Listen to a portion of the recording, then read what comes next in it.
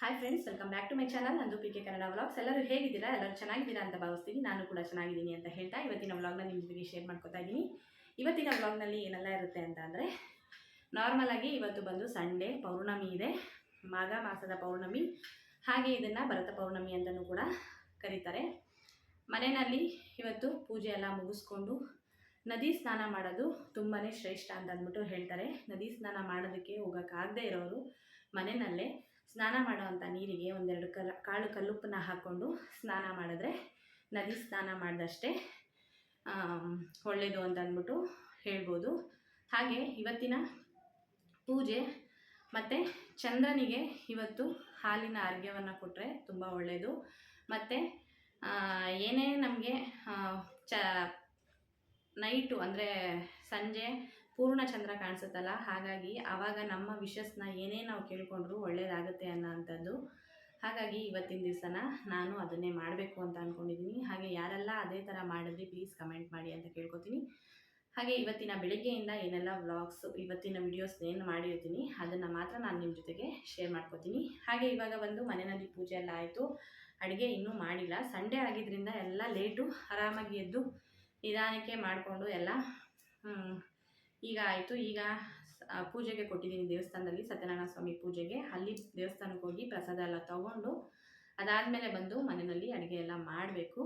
ಹಾಗೆ ಇವತ್ತಿನ ವ್ಲಾಗ್ನ ನಿಮ್ಮ ಜೊತೆಗೆ ಶೇರ್ ಮಾಡ್ಕೊತೀನಿ. ಹಾಗೆ ಯಾರೆಲ್ಲ ನನ್ನ ಚಾನಲ್ನ ನೋಡ್ತಿದ್ದೀರಾ ಪ್ಲೀಸ್ ಸಬ್ಸ್ಕ್ರೈಬ್ ಮಾಡ್ಕೊಂಡು ನೋಡಿ. ಹಾಗೆ ವಿಡಿಯೋ ಇಷ್ಟ ಆಯಿತು ಅಂದರೆ ಒಂದು ಲೈಕ್ ಮಾಡಿ, ಶೇರ್ ಮಾಡಿ, ಕಮೆಂಟ್ ಮಾಡಿ ಅಂತ ಕೇಳ್ತಾ ಬನ್ನಿ ಇವತ್ತಿನ ವ್ಲಾಗ್ನ ಕಂಟಿನ್ಯೂ ಮಾಡೋಣ.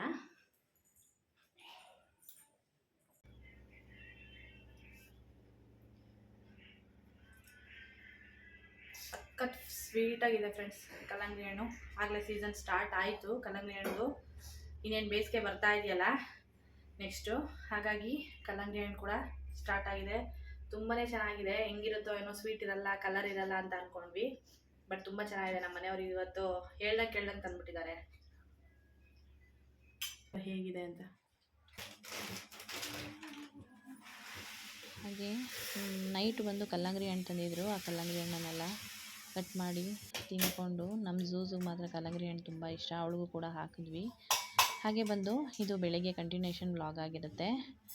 ಸ್ಯಾಟರ್ಡೆ ನೈಟು ಕಲ್ಲಂಗಡಿ ಹಣ್ಣು ತಂದಿದ್ದಿತ್ತು. ಹಾಗೆ ಇವಾಗ ಬಂದು ಸಂಡೇ ಬೆಳಿಗ್ಗೆ ಕಂಟಿನ್ಯೂಷನ್ ವ್ಲಾಗ್ ಆಗಿರುತ್ತೆ. ಈಗ ಕಾಫಿ ಮಾಡಿಕೊಂಡು ಕುಡಿಯೋಣ ಅಂತ ಅಂದ್ಬಿಟ್ಟು ಕಾಫಿ ಮಾಡ್ತಾಯಿದ್ದೀನಿ. ಹಾಗೆ ಬಂದು ನಾನು ಸಕ್ಕರೆನ ಖಾಲಿ ಆಗಿತ್ತಲ್ವ, ಹಾಗಾಗಿ ಹಾಕ್ತಾಯಿದ್ದೆ. ಆಲ್ಮೋಸ್ಟ್ ಹೇಳಬೇಕು ಅಂದರೆ ಗ್ರಾಸರೀಸ್ ನಾನು ಯಾವುದೂ ನಿಮ್ಮ ಜೊತೆಗೆ ವಿಡಿಯೋಸ್ ಜಾಸ್ತಿ ಶೇರ್ ಮಾಡ್ಕೊಂಡಿಲ್ಲ. ಯಾಕೆ ಅಂದರೆ ನಾನು ಫುಲ್ ಗ್ರಾಸರೀಸ್ ಯಾವತ್ತೂ ತೊಗೊಂಡು ಬರಲ್ಲ. ಯಾವುದು ಖಾಲಿ ಆಗ್ತಾ ಇರುತ್ತೆ ಆವಾಗ ತೊಗೊಂಬಂದು ಹಂಗೇ ಫಿಲ್ ಮಾಡ್ತಾ ಇರ್ತೀನಿ. ಹಾಗೆ ಬಂದು ಟಿಫನ್ಗೆ ಬಂದು ಚಪಾತಿ ಮತ್ತು ಬೀಟ್ರೋಟ್ ಪಲ್ಯ ಮಾಡ್ಕೊಳ್ಳೋಣ ಅಂತ ಅಂದ್ಬಿಟ್ಟು ಚಪಾತಿನೂ ಮತ್ತು ಬೀಟ್ರೋಟ್ ಪಲ್ಯ ಮಾಡ್ತಾಯಿದ್ದೀನಿ. ಹಾಗೆ ಇಲ್ಲೇನಪ್ಪ ಅಂತ ಅಂದ್ಬಿಟ್ಟಂದರೆ, ಬೀಟ್ರೋಟ್ ಪಲ್ಯಕ್ಕೆ ಬೀಟ್ರೋಟು ತುರಿಬೇಕಾಗಿತ್ತು. ಕಟ್ ಮಾಡಿ ಮಾಡ್ತೀನಿ ಅಂದೆ, ಮಕ್ಕಳು ಇಲ್ಲ ಬೇಡ ತುರಿಬೇಕು ಅಂತ ಅಂದ್ಬಿಟ್ಟು ಹೇಳಿದ್ರು. ಸರಿ ತುರ್ಕೊಡ್ರಿ, ನನಗೆ ಕೆಲಸ ಐತೆ ಅಂತಂದರೆ ತುರಿಯಲ್ಲ ಅಂತ ಹೇಳಿದ್ರು. ಸರಿ ಇನ್ನೇನು ಮಾಡೋದು ಅಂತ ಅಂದ್ಬಿಟ್ಟು ನಾನೇನು ಮಾಡಿದೆ ಅಂದರೆ, ಚಿಕ್ಕ ಜಾರಿಗೆ ತೊಗೊಂಡು ಸ್ವಲ್ಪ ಕಟ್ ಮಾಡಿ 4 ಪೀಸಷ್ಟು ಕಟ್ ಮಾಡಿ ಸ್ವಲ್ಪ ಆನ್ ಮಾಡೋದು ಆಫ್ ಮಾಡೋದು ಮಾಡಿದೆ. ಚೆನ್ನಾಗಿ ಆಯಿತು, ಬೇಗ ಕ್ವಿಕ್ಕಾಗೂ ಆಯಿತು ಕೂಡ. ಅದನ್ನು ತುರ್ಕೊಂಡು ಕೂತ್ಕೊಂಡಿದ್ದರೆ ಆಗ್ತಾ ಇರಲಿಲ್ಲ. ಹಾಗೆ ಪಲ್ಯನೂ ಕೂಡ ಚೆನ್ನಾಗಾಗಿತ್ತು. ನಾನು ಇಲ್ಲಿ ನಿಮಗೆ ರೆಸಿಪಿ ಅಂತ ಏನೂ ತೋರಿಸ್ತಾ ಇಲ್ಲ, ಹಾಗೆ ಅಡುಗೆ ಮಾಡಿಕೊಂಡೆ ಮಾತಾಡ್ಕೋತಾ ಇದ್ದೀನಿ. ಹಾಗೆ ಬಂದು ಇವತ್ತಿನ ದಿವಸ ಬಂದು ಸಂಜೆ ಪೂಜೆ ಮಾಡಬೇಕು. ಇವಾಗ ಬೆಳಿಗ್ಗೆ ಬಂದು ಸಂಡೇ ಅಲ್ವಾ, ಹಾಗಾಗಿ ನಾವು ಕೆಲಸಕ್ಕೆಲ್ಲ ಹೋಗೋದ್ರಿಂದ ರಜೆ ಸಿಕ್ತು ಅಂದರೆ ಸಾಕು, ಸ್ವಲ್ಪ ನಿಧಾನಕ್ಕೆ ಎದೊಳೋದು ಮಾಡೋದು ಎಲ್ಲ ಕೆಲಸ ಮುಗಿಸ್ಕೊಳ್ಳೋದು. ಹಾಗಾಗಿ ಇವಾಗ ಬಂದು ಬೆಳಿಗ್ಗೆನೇ ಬಾಗಿಲಿಗೆಲ್ಲ ನೀರು ಹಾಕಿ ಕಸ ಗುಡಿಸಿ ಮನೆ ಒರೆಸಿ ಎಲ್ಲ ಕೆಲಸ ಆಯಿತು. ಟಿಫನ್ನು ಕೂಡ ಚಪಾತಿ ಮತ್ತು ಬೀಟ್ರೋಟ್ ಪಲ್ಯ ಮಾಡ್ತಾಯಿದ್ದೀನಿ. ಅದನ್ನು ಕೂಡ ಮಕ್ಕಳಿಗೆಲ್ಲ ಹಾಕಿ ಕೊಟ್ಬಿಟ್ರೆ ಅದಾದಮೇಲೆ ಬಂದು ಸಂಜೆಗೆ ಪೂಜೆ ಮಾಡ್ಕೊಳ್ಳೋಣ ಅಂತ ಅಂದ್ಕೊಂಡು ನಿಧಾನಕ್ಕೆ ಮಾಡ್ಕೊಳ್ಳೋಣ ಅಂತ. ಹಾಗಾಗಿ ಆರಾಮಾಗಿ ಈಗ 11 ಗಂಟೆ ಅಂತ ಅಂದ್ಕೊಳ್ಳಿ, 11 ಗಂಟೆಗೆ ಟಿಫನ್ನ ಮಾಡಿಕೊಡ್ತಾಯಿದ್ದೀನಿ ಮಕ್ಕಳಿಗೂ ಮಾಡಿಕೊಟ್ಬಿಟ್ಟು ಆಮೇಲೆ ಸಂಜೆಗೆ ಪೂಜೆ ಮಾಡ್ಕೊಳ್ಳೋದು ಅಂತ. ಹಾಗಾಗಿ ಇವತ್ತೇನಪ್ಪ ಅಂತ ಅಂದ್ಬಿಟ್ಟಂದರೆ ಹುಣ್ಣಿಮೆ ಇದೆ ಅಲ್ವಾ, ಹಾಗಾಗಿ ನಿಧಾನಕ್ಕೆ ಸಂಜೆನೇ ಪೂಜೆ ಮಾಡ್ಕೊಳ್ಳೋಣ ಅಂತ ಅಂದ್ಬಿಟ್ಟು ಅಂದ್ಕೊಂಡಿದ್ದೀನಿ. ಹಾಗೆ ಮಕ್ಕಳಿಗೆ ಟಿಫನ್ ಹಾಕ್ಕೊಟ್ಬಿಟ್ಟು ನೆಕ್ಸ್ಟು ನಾನು ಕೂಡ ಟಿಫನ್ ಮಾಡಿಕೊಂಡು ಅದಾದಮೇಲೆ ಸ್ವಲ್ಪ ಬಟ್ಟೆ ಎಲ್ಲ ಒಣಗಾಕೋದಿತ್ತು, ಅದನ್ನೆಲ್ಲ ಒಣಗಾಕಿ ಸ್ವಲ್ಪ ಹೊತ್ತು ಮಧ್ಯಾಹ್ನ ಸ್ವಲ್ಪ ರೆಸ್ಟ್ ಮಾಡಿಬಿಟ್ವಿ. ಅಂದರೆ ಮಲ್ಕೊಂಡು ಸ್ವಲ್ಪ ರಜಾ ಬಂತು ಅಂದರೆ ನನಗೆ ನಿದ್ದೆ ಆಗಬೇಕು, ಹಾಗಾಗಿ ಸ್ವಲ್ಪ ನಿದ್ದೆ ಮಾಡಿಬಿಟ್ಟೆ. ಅದಾದಮೇಲೆ ಬಂದು ಸಂಜೆ ಒಂದು 5-5:30 ಇರ್ಬೋದು, ಆವಾಗ ಎಲ್ಲ ಪೂಜೆಗೆಲ್ಲ ರೆಡಿ ಮಾಡಿಕೊಂಡು ಕಳಶ ಎಲ್ಲ ಇಟ್ಟು ಅಂತ. ಅಂದರೆ ಕಳಶದ ಎಲೆ ಮಾತ್ರ ಚೇಂಜ್ ಆಗಿತ್ತು. ನಾನು ಮೊನ್ನೆ ತಾನೇ ಪೂಜೆ ಸಾಮಾನೆಲ್ಲ ತೊಳೆದು ಬೆಳಗ್ಗೆ ಮಾಡಿದ್ದೆ, ಹಾಗಾಗಿ ಇವತ್ತೇನು ತೊಳ್ಕೊಂಡಿಲ್ಲ. ಒಂದು 3 ಡೇಸ್ ಆಗಿತ್ತು ಅಷ್ಟೇ. ಅದಕ್ಕೆ ಸರಿ ಅಂತ ಅಂದ್ಬಿಟ್ಟು ನಮ್ಮ ಮನೆ ಶೀಟ್ ಮನೆ ಇರೋದ್ರಿಂದ ಇವಾಗ ಸ್ವಲ್ಪ ಇನ್ನೇನು ಬೇಸಿಗೆ ಸ್ಟಾರ್ಟ್ ಆಗ್ತಾ ಇದೆಯಲ್ವಾ, ಹಾಗಾಗಿ ಸರಿ ಅಂತ ಅಂದ್ಬಿಟ್ಟು ನಾನು ವೀಳ್ಯದೆಲೆನ ಚೇಂಜ್ ಮಾಡಿಕೊಂಡು ಪೂಜೆಗೆ ಎಲ್ಲ ಜೋಡಿಸ್ಕೊಂಡು ರೆಡಿ ಮಾಡ್ಕೋತಾ ಇದ್ದೀನಿ. ಏನಕ್ಕೆ ಅಂದರೆ ಬಿಸಿಲು ಸ್ಟಾರ್ಟ್ ಆಯಿತು ಅಂತಂದರೆ ನಮ್ಮ ಮನೆಯಲ್ಲಿ ಬೇಗ ವೀಳ್ಯದೆಲೆನೂ ಒಣಗ್ತಾ ಬರುತ್ತೆ, ಮತ್ತು ಕಾಯಿನೂ ಅಷ್ಟೇ ಸೀಳ್ಬಿಟ್ಬಿಡುತ್ತೆ. ಹಾಗಾಗಿ ಅವಾಗವಾಗ ನಾವು ಕಾಯಿನೂ ಕೂಡ ಚೇಂಜ್ ಮಾಡ್ಕೋತಾನೆ ಇರಬೇಕು. ಹಾಗೆ ಇವತ್ತಿನ ಪೂಜೆಗೆ ನಾರ್ಮಲಾಗಿ ಸಿಂಪಲ್ಲಾಗಿ ನಾನು ಮಾಡ್ಕೊಳ್ಳೋಣ ಅಂತ ಅಂದ್ಬಿಟ್ಟು ಎಲ್ಲ ಇದು ಮಾಡ್ತಾಯಿದ್ದೆ. ಸ್ಯಾರಿ ಕೂಡ ಹಾಕ್ಕೊಂಡಿದ್ದೀನಿ. ಸುಮಾರು ದಿವಸ ಆಯಿತು ಆಫೀಸಲ್ಲಿ ಬಂದು ನನಗೆ ಯೂನಿಫಾರ್ಮ್ ಇರೋದ್ರಿಂದ ಸ್ಯಾರಿಗಳು ಯಾವುದು ಡ್ರೆಸ್ಗಳೆಲ್ಲ ಜಾಸ್ತಿ ಹಾಕ್ಕೊಳ್ಳೋದೇ ಇಲ್ಲ. ಇವಾಗ ಸ್ವಲ್ಪ ಮನೆಯಲ್ಲಿ ಯಾವಾಗ್ಲೂ ಡೈಲಿ ಸ್ಯಾರಿಗಳೆಲ್ಲ ಹಾಗೆ ಇಟ್ಟು ಇದಾಗುತ್ತೆ ಅಂತ ಅಂದ್ಬಿಟ್ಟು ಈಗ ಸ್ವಲ್ಪ ಡೈಲಿ ಒಂದು ಸ್ವಲ್ಪ ಸ್ಯಾರಿಗಳನ್ನ ಹಾಕೋತೀನಿ. ಅಂದರೆ ಡೈಲಿ ಅಲ್ಲ, ವೀಕ್ಲಿ 1-2 ಟೈಮ್ಸ್ ಆದರೂ ಹಾಕೋತಾ ಇರ್ತೀನಿ. ಸ್ಯಾರಿಗಳೆಲ್ಲ ನೋಡಿದಾಗ ಹೊಟ್ಟೆ ಉರಿಯುತ್ತೆ, ಅಯ್ಯೋ ತೊಗೊಂಡು ಇಟ್ಕೊಂಡಿರೋದು ಅಷ್ಟೇ, ಉಟ್ಕೊಳ್ಳೋದು ಇಲ್ಲ ಏನೂ ಇಲ್ಲ ಅಂತ ಅಂದ್ಬಿಟ್ಟು ನನಗಂತೂ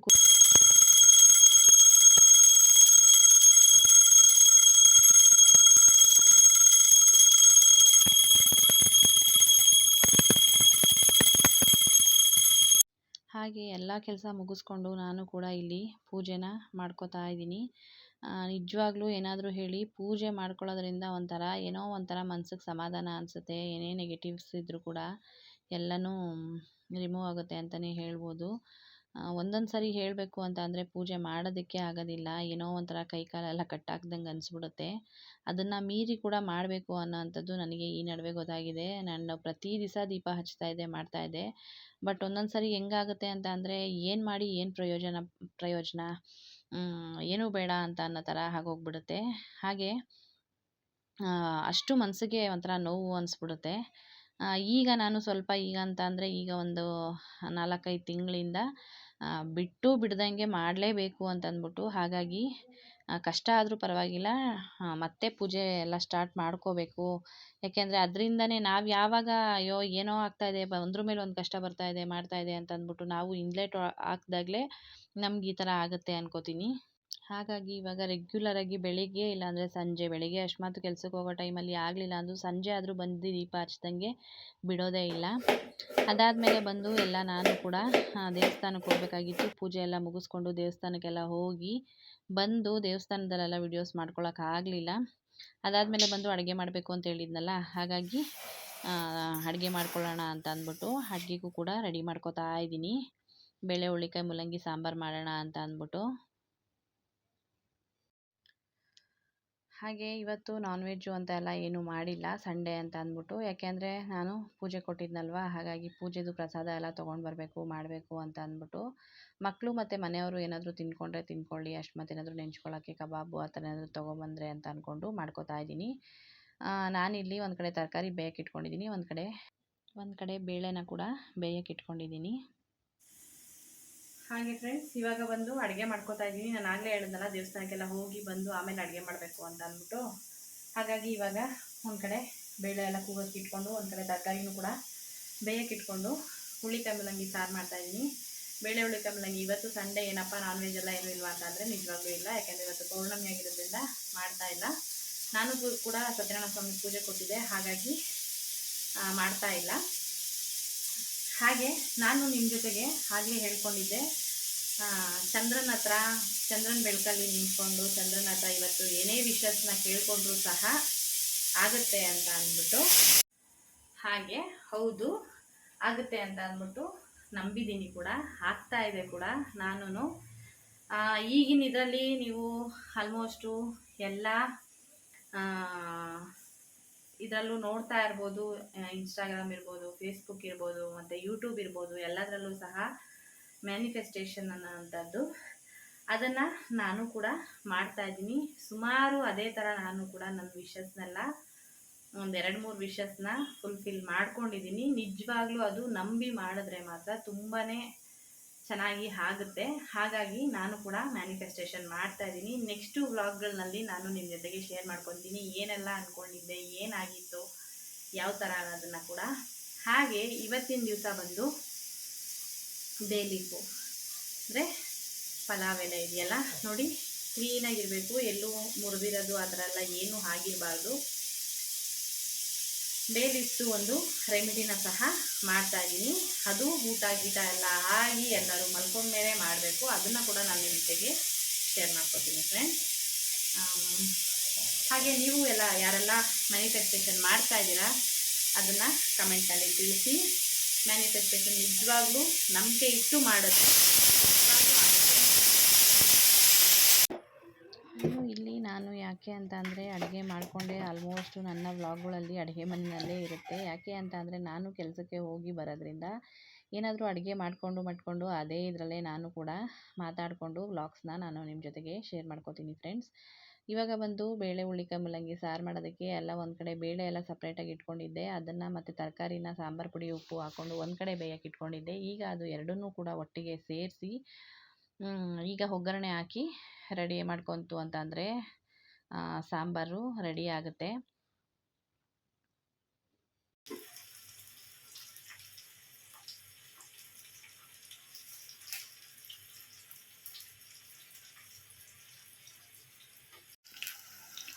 ಒಗ್ಗರಣೆಗೆ ಸಾಸಿವೆ, ಈರುಳ್ಳಿ ಮತ್ತು ಒಂದೆರಡು ಒಣಗಿಮೆಣಸಿನ್ಕಾಯಿ, ಕರಿಬೇವನ್ನ ಹಾಕಿ ಒಗ್ಗರಣೆಗೆ ಇಟ್ಕೊಂಡಿದ್ದೀನಿ.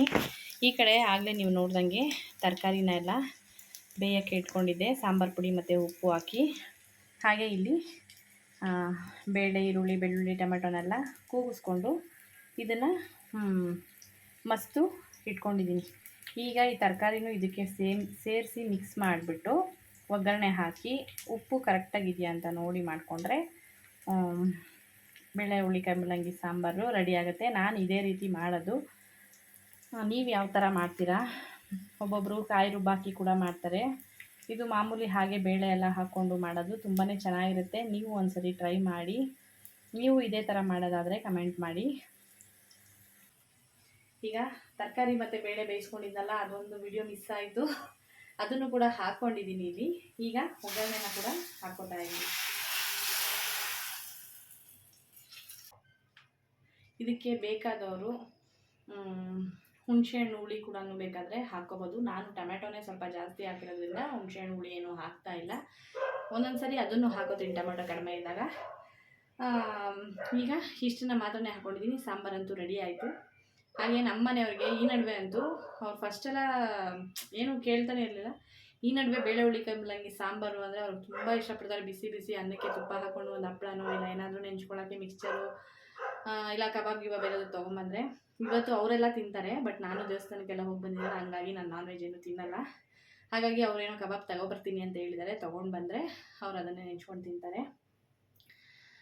ನಾನು ಆಗಲೇ ಹೇಳ್ದಂಗೆ ಏನಪ್ಪ ಅಂತ ಅಂದರೆ, ಹೌದು ಮ್ಯಾನಿಫೆಸ್ಟೇಷನ್ನು ಅಂತ ಅಂದ್ಬಿಟ್ಟು ಅಂತ ಹೇಳಿದ್ನಲ್ಲ, ತುಂಬಾ ನಂಬಬೇಕು. ಆದರೆ ಯಾರೋ ಹೇಳಿದ್ರು ಏನು ಕೇಳ್ಕೊಳ್ಳೋದ್ರಿಂದ ಆಗೋಗ್ಬಿಡುತ್ತಾ, ಬುಕ್ಕಲ್ಲಿ ಬರೆಯೋದ್ರಿಂದ ಆಗೋಗ್ಬಿಡುತ್ತಾ ಅಂತ ಅಂದ್ಬಿಟ್ಟು ನಿಜವಾಗ್ಲೂ ನಂಬಿಕೆ ಇಟ್ಟು ಮಾಡಿದ್ರೆ ಏನು ಬೇಕಾದರೂ ಆಗುತ್ತೆ ಅನ್ನೋದು ನಿಜವಾಗ್ಲೂ ಸತ್ಯ. ನಾನು ಅದನ್ನು ಟ್ರಯಲ್ಲು ಅಂತ ಅಲ್ಲ, ನಂಬಿಕೆ ಇಟ್ಟುನೇ ಫಸ್ಟ್ ಟೈಮೇ ಮಾಡಿದೆ. ಅದನ್ನ ನಿಜವಾಗ್ಲೂ ಆಯಿತು. ನಾನು ಮುಂದಿನ ದಿನಗಳಲ್ಲಿ ನಿಮ್ಮ ಜೊತೆಗೆ ಶೇರ್ ಮಾಡ್ಕೊತೀನಿ. ನಾನು ಏನು ಅಂದ್ಕೊಂಡಿದ್ದೆ ಅದು ಏನಾಯಿತು ಅನ್ನೋದನ್ನು ಕೂಡ ನಾನು ನಿಮ್ಮ ಜೊತೆಗೆ ಶೇರ್ ಮಾಡ್ಕೋತೀನಿ. ನೀವು ಕೂಡ ಮಾಡ್ತಾಯಿದ್ರೆ ನಾನು ಆಗಲೇ ಹೇಳಿದ್ನಲ್ಲ, ಕಮೆಂಟ್ ಸೆಕ್ಷನಲ್ಲಿ ತಿಳಿಸಿ. ಹಾಗೆ ನನ್ನ ವಿಡಿಯೋ ಇಷ್ಟ ಆಯಿತು ಅಂದರೆ ಪ್ಲೀಸ್ ಒಂದು ಲೈಕ್ ಮಾಡಿ, ಶೇರ್ ಮಾಡಿ, ಕಮೆಂಟ್ ಮಾಡಿ ಅಂತ ಕೇಳ್ಕೊತೀನಿ. ಹಾಗೆ ಈಗ ಅಡುಗೆ ಎಲ್ಲ ಆಯಿತು. ಅದಾದಮೇಲೆ ಬಂದು ಮ್ಯಾನಿಫೆಸ್ಟೇಷನ್ದು ಒಂದು ಬ್ಯಾಲೆನ್ಸ್ ಇದೆ, ಅದನ್ನು ಮಾಡಬೇಕು. ಅದಾದಮೇಲೆ ಸ್ವಲ್ಪ ನಮ್ಮ ಮನೆಯವರು ಡ್ಯೂಟಿಯಿಂದ ಬರ್ತಾಯಿದ್ದಾರೆ. ಗಾಡಿ ಸ್ವಲ್ಪ ದೃಷ್ಟಿ ಎಲ್ಲ ತೆಗ್ದು ಮನೆಗೂ ಬಾಗಿಲು ಎಲ್ಲ ದೃಷ್ಟಿ ಎಲ್ಲ ತೆಗೆದು ಮಾಡಬೇಕಲ್ಲ, ಅದನ್ನು ಮಾಡಬೇಕು. ಅದನ್ನು ಕೂಡ ನಿಮ್ಮ ಜೊತೆಗೆ ಶೇರ್ ಮಾಡ್ಕೊತೀನಿ. ನಾನು ಪ್ರತಿ ಅಮಾವಾಸ್ಯೆ, ಹುಣ್ಣಿಮೆ ಮತ್ತು ಶುಕ್ರವಾರ, ಮಂಗಳವಾರ ಇಂಥ ಟೈಮ್ಗಳಲ್ಲಿ ದೃಷ್ಟಿ ತೆಗಿತೀನಿ. ತುಂಬಾ ಸಫರ್ ಪಟ್ಟಿದ್ದೀನಿ ಅಂತ ಅಂದರೆ ತುಂಬ ಅಂದರೆ ಹೆಂಗೆ ಅಂದರೆ ಭಾರಿ ಕಷ್ಟಪಟ್ಟಿದ್ದೀನಿ. ಒಂದೊಂದು ಮನೆಯಲ್ಲಿ ಮಕ್ಕಳಿಗೆ ಹೆಲ್ತ್ ಪ್ರಾಬ್ಲಮ್ ಆಗಿರ್ಬೋದು, ಮನಿ ಪ್ರಾಬ್ಲಮ್ ಆಗಿರ್ಬೋದು, ನನಗೆ ನಮ್ಮ ಮನೆಯವ್ರಿಗಾಗಿರ್ಬೋದು ತುಂಬಾ ಒಂದೊಂದಕ್ಕೂ ನರಕ ಅನುಭವಿಸ್ಬಿಟ್ಟಿದ್ದೀನಿ. ಅದರಿಂದ ಇವಾಗ ಸ್ವಲ್ಪ ಆಚೆ ಬರಬೇಕು ಅಂತ ಅಂದ್ಕೊಂಡು ಬರ್ತಾ ಇದ್ದೀನಿ. ನೋಡೋಣ ಹೇಗಾಗುತ್ತೆ ಅಂತ ಅಂದ್ಬಿಟ್ಟು ನಾನು ನಿಮ್ಮ ಜೊತೆಗೆ ಬಂದರು. ನಮ್ಮ ಮನೆಯವ್ರ ಗಾಡಿ ಸೌಂಡ್ ಆಯಿತು, ಬನ್ನಿ.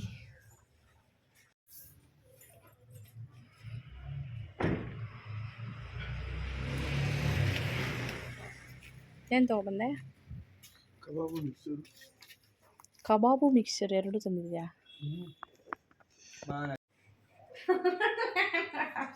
ಬಪ್ಪನೇ ನೋಡ್ತಾವಳು.